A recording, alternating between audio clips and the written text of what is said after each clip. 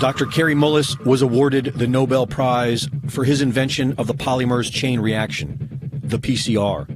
The PCR is a method of analysis and wasn't designed to test for a virus. Mullis explains why. And with PCR, if you do it well, you can find almost anything in anybody. It starts making you believe in the sort of Buddhist notion that everything is contained in everything else, right? I mean, because if you can amplify one single molecule up to something that you can really measure, which PCR can do, then there's just very few molecules that you don't have at least one single one of them in your body, okay? So that could be thought of as a misuse of it, just to claim that it's meaningful. The PCR test can potentially find anything you are looking for, depending on how high you turn it up.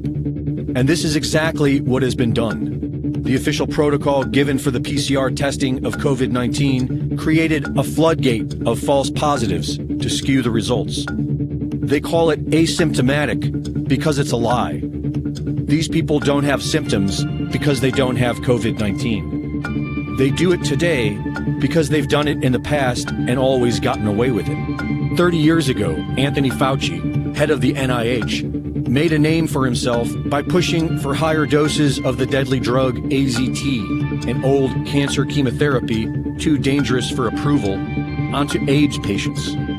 Kary Mullis was hired to measure HIV in people's blood samples with his PCR. He was working under the premise that HIV was the probable cause of AIDS. But when he went looking for the proof, he found there was none. They just made it up. What is that paper? Who do I go to for that? And I looked around, I asked a couple of virologists at that company, and they said, no, you don't have to reference. I said, I have to reference that because I don't know where that came from. How do I know that? And it turned out that nobody knew it. And I was getting really freaked about that. That's when I first started saying, they don't know. Nobody really knows. This whole thing is a big sham. Mullis pointed out how the CDC was losing money and how the HIV-AIDS connection brought their profits back in the black, and how the men at the highest levels were all in on it. Kary Mullis knew these men were dangerous. They don't want people like me walking up and asking them those kind of questions, and they're willing to go to great lengths to prevent that. They're out on a limb. I wouldn't want to be there with them. But he was still outspoken. When ABC's Nightline approached him about doing a documentary on his work, Mullis convinced them to cover the HIV debate after nearly a decade of ignoring it. In a 1994 interview with Celia Farber for Spin magazine, Kary Mullis expressed how he really wanted to expose Anthony Fauci and Robert Gallo. He said that he'd be willing to chase the little bastard from his car to his office, a Nobel Prize winner trying to ask a simple question from those who spent $22 billion and killed 100,000 people. It has to be on TV. I'm not unwilling to do something like that.